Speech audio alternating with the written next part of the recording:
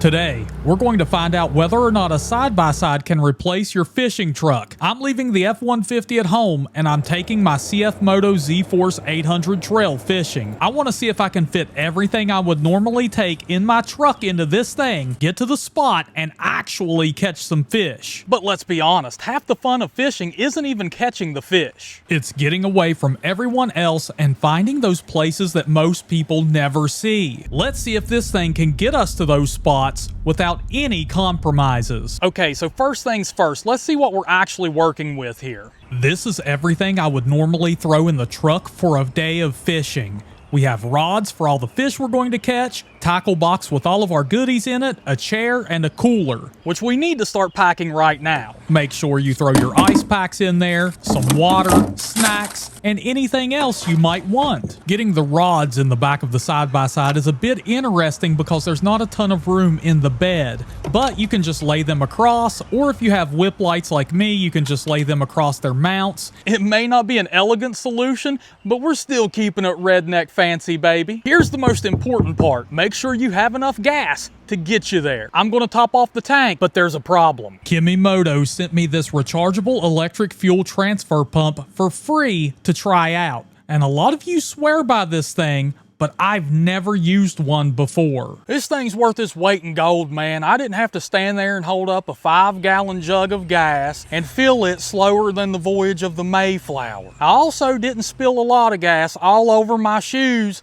like I did with that stupid new EPA jug that already has the busted O-ring in it after like 3 uses. This thing was super fast, barely spilled any, did spill some, but overall, man, you guys were right. Now let's go get in the water. Babe, did you put on your sunblock? I always feel like an MMA fighter when we do this. Chama. Chama. There's a lot of fishing spots around here that are either a long walk, a rough drive, or just not worth taking a normal vehicle into. Sometimes you may have to park and hike the rest of the way, but if you have a side-by-side, getting there is part of the fun. And that is exactly why I brought this thing, man. Just look at that. We made it. Now let's get all of our gear out of here and catch some fishies.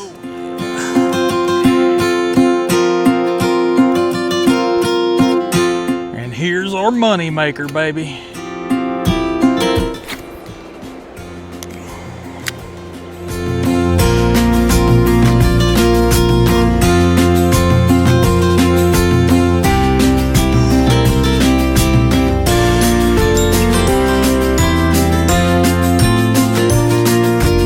Now the CF Moto did pretty good getting us down here, but this fisherman you're looking at, I don't know about him. I thought your boy was about to lose an eye.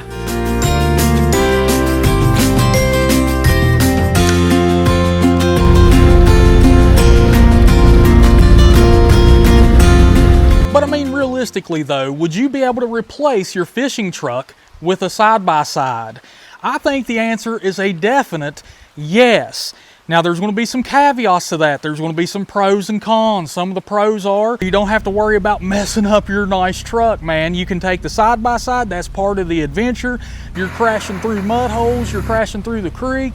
You're going down paths that only a side-by-side is realistically going to get you down. And then you're going to uncover some fishing spots that maybe you never knew even existed. And then plus, at the end of the day, when you're done fishing, man, you don't have to walk a mile back to your truck hauling all of your gear with you. You just get in and take off. And when you get in, it doesn't matter if you're wet and you sit down in your side-by-side. Heck, we all spray off the interiors on those things anyway. But of course, there's also some cons to taking your side-by-side, man. A truck is going to afford you some luxuries that you just aren't going to get. You're going to have air conditioning in your truck on them hot days when you really need to cool off. If you're going for an extended trip down the highway or something like that, you may want to leave the side-by-side at home. The truck is definitely going to be a nicer ride. But I think all of that stuff is just comparing a truck to a side-by-side in general. They are not the same thing, and their use cases are completely different. The biggest thing I've learned since buying the side-by-side is that it's not all about the machine.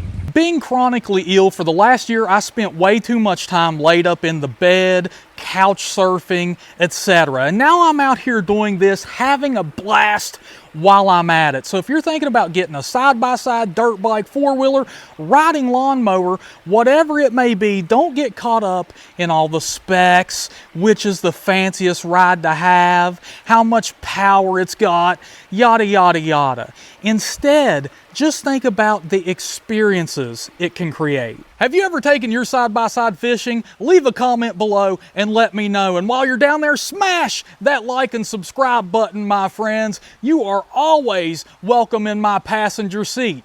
All right, go hit them trails and get on it, big boys.